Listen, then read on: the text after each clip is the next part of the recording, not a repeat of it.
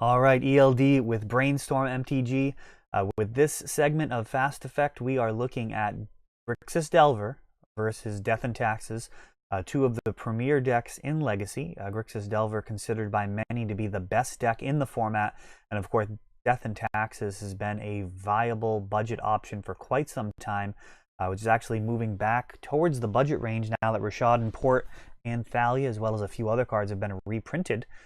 So definitely a good choice, particularly strong versus decks like Sneak and Show in terms of aggro decks. Of course, you are still in danger of getting completely blown out, but you do have access to cards like Thalia and Caracas to battle the spells and creatures in that deck. And we've got opening of Ponder. Bailey comes out with a Mother of Runes, which quickly gets dazed. Daze is such a good card in this matchup. Death and Taxes very much plays on curve, so Daze is very often a hard counter. And it looks like getting the extra card in there before brainstorming, so I'll be down a mana during this particular main phase, but really wanted to make sure that I was going to hit that second land, particularly with Death and Taxes' ability to attack the mana base with both Rashad and Port and Wasteland. Fetch land, grabbing that Underground Sea off of the top. And it looks like this could be a very solid turn here with a Pyromancer and a Delver of Secrets. It may have been worth it to not fetch, to fetch before the Pyromancer, in case I wanted to respond with a card like Brainstorm. That does kind of signal that I don't have Brainstorm in hand, but that is not too much in the way of information gained. And Sarah Avenger coming down at 2 mana for Bailey, so that'll likely trade with the Delver once it flips. Wasteland hitting Cavern of Souls, one of the few targets in the deck. As we said, it does have Wasteland and Rashad and Port, as well as Caracas. So for a mono white deck, there actually are a reasonable amount of targets for Wasteland, but the mana base in general is quite resilient. There are plenty of basics, and very often all you're doing is kind of freeing yourself from a Rashad and Port, or perhaps turning your counter spells back online. Flicker Wisp coming in at 3 mana. That's going to reset one of those planes. May have been better to flicker out the token. We'll see what that 2 mana is going to actually do here. And another young Pyromancer. And Swords to Plowshares. So the thought process there, likely that Flicker Wisp would allow the Swords to Plowshares to not be countered by Daze. Wasteland taking out Underground Sea. As soon as these Delvers flip, this game is going to be in a very different space. So we've got one failed flip here, and that fetch land is going to allow for another fetch. Another look, I should say. So this shuffle, very important. Hopefully one of these Delvers will finally flip here. And that is not the case. So several turns here with unflipped Delvers. It actually is one of my main criticisms of the card. It's tremendously powerful. There's no denying that. It's almost certainly the best 1-drop outside of, I guess, Deathrite Shaman. But it is unbelievably good. But part of that is the card is balanced out by the fact that it doesn't flip all the time. Of course, a 1 mana 3/2 would just be completely bonkers. Flicker Wisp being viled in here, and that's going to take out young Pyromancer. Would have felt pretty bad to take out a 1/1 Delver. Horizon Canopy drawn by Daily, cycling here. Not a fan of the card in Death and Taxes. I don't like feeding my opponent's Deathrite Shamans or giving my opponent unnecessary Wasteland targets. That's just a personal preference. I do have a lot of respect for the card Deathrite Shaman. and like to hedge against that. And finally, we've got some Delvers flipping here.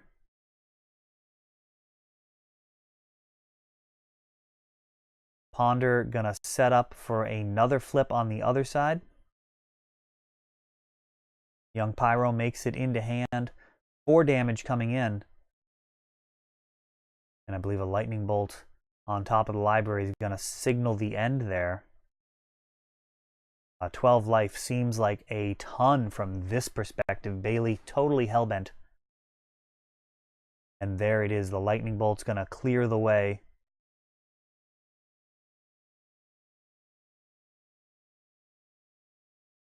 Got a scoop. May have conceivably been a touch early. And the sideboard here. Now this was a composite list. This was actually found online. There was an article talking about the best deck in Legacy. And his methodology was a composite of decks that had performed well in this archetype.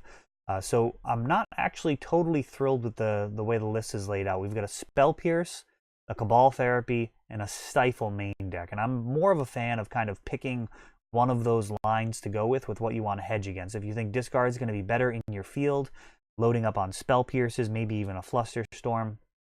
If you think discard is going to be a very effective strategy, then I'd go with the 3 Cabal Therapies. And of course, 3 Stifles complements the Wasteland package very well to bottleneck your opponent's mana. I generally like to pick one of those. I think the hybrid strategy is just really weak in Delver.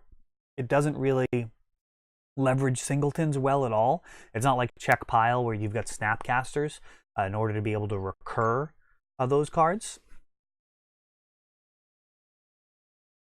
So you just randomly have a singleton without being able to truly leverage it. For next week, I will make some adjustments.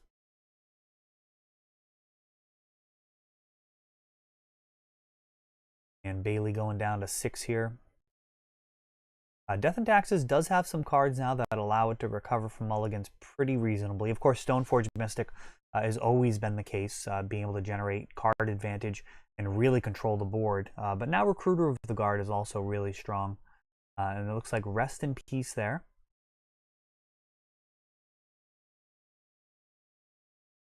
Could be coming down. Bailey, no other lands in hand. So Path to Exile. No basics in this list.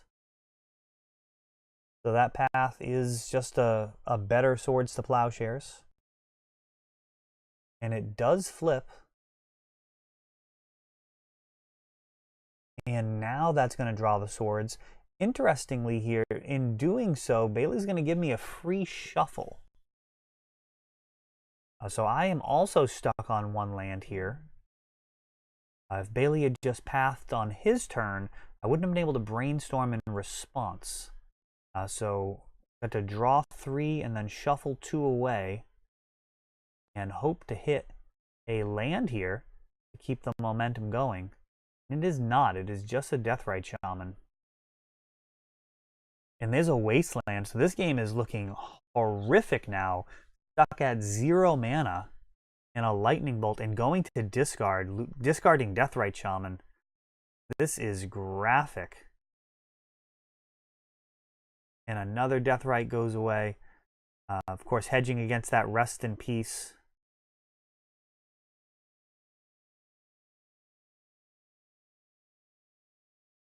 Deathrite Shaman, not a very exciting card when your opponent is sitting on that Rest in Peace waiting to draw their 2nd mana.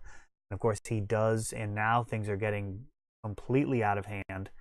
Bailey considered attacking for Mother of Runes again, but of course if I draw a land that would allow me to Lightning Bolt Mirran Crusader, which would be a bit of a tempo swing, not necessarily a blowout given just how far ahead he really is, and finally hitting a Volcanic Island. And step 1, Pithing Needle stopping Sword of Fire and Ice, and Young Pyromancer, and this is almost certainly just a losing effort at this point. Wasteland, Flicker Wisp at 3 mana, that's going to bring that young Pyromancer into the exiled zone temporarily, and Bailey closing that game out with exactly 7 damage. So off to a rough start there. And a fairly long game. Death and Taxes does have the ability to go pretty long with its games. So you'd have to be very cognizant of the time limit within the tournament structure. There are times where you actually do want to scoop, even if you have a chance of winning, just to make sure that you get in 3 games. I think with Delver, it's definitely less likely that you're going to want to do that. Deck like Check Pile, it would be more frequent. We've got Dazes coming back in here for game 3. Much, much better on the play. Possibly good enough to just leave in on the draw, particularly versus Death and Taxes. I think the argument against that is the fact that Aether Vial and Cavern of Souls can make so many of their better spells or better creatures uncounterable.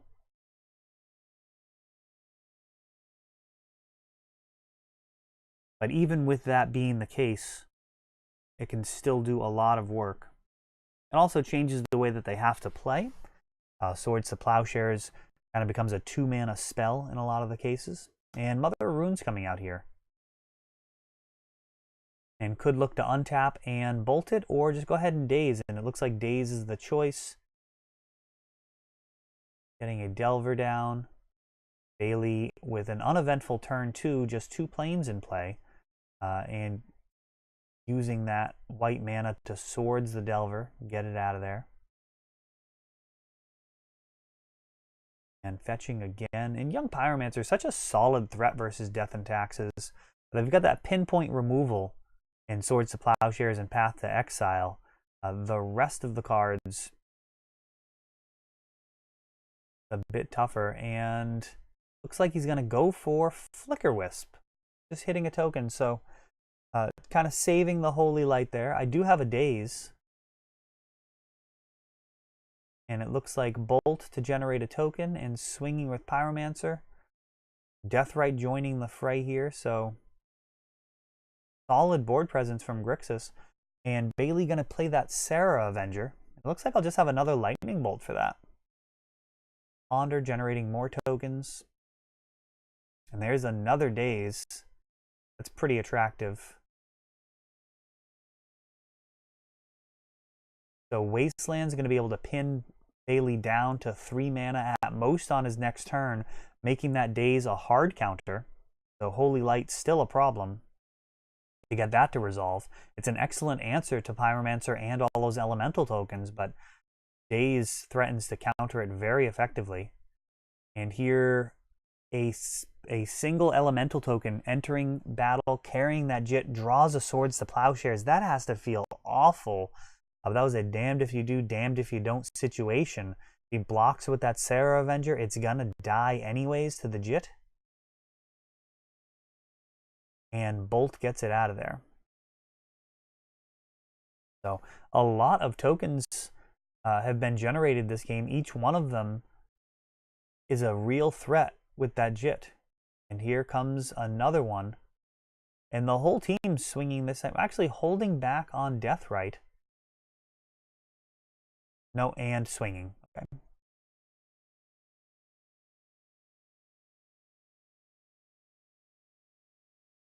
And it looks like Swords to Plowshares. Once that Jit starts getting counters, it is problematic. And it's actually, that probably would have been my 3rd pick for things to get rid of there. Very interesting. Young Pyromancer or the Jit were the 2 that I would have considered the biggest threats at the time. And Aether Vial coming in here.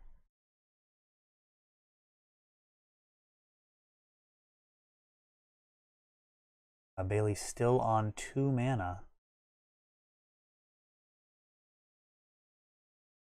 Of course, once those counters hit, Holy Light is not going to be able to kill that token. It'll just be able to pump itself.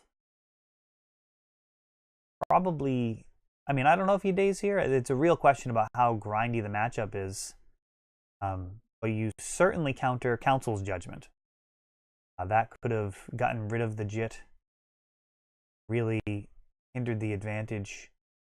But here it looks like, is this going to be lethal? We've got 9, 10, 12 total. Mother of Runes gets thrown in the way. So that will save almost nothing here because the Lightning Bolt is going to finish it off. Got an extra step out of it. So that is the end of the match there. Bailey valiantly fighting with that hobbled mana base in game 3, Days countering some key cards. But ultimately, Young Pyromancer's board presence, the thing that tilted the favor towards Grixis Delver, particularly making great use of that Umezawa's Jite, which is a tremendous card in the sideboard versus decks like Death and Taxes. All right, well, we've got 4 rounds this week, all with Grixis Delver. This has been ELD with Brainstorm MTG. Thanks for watching.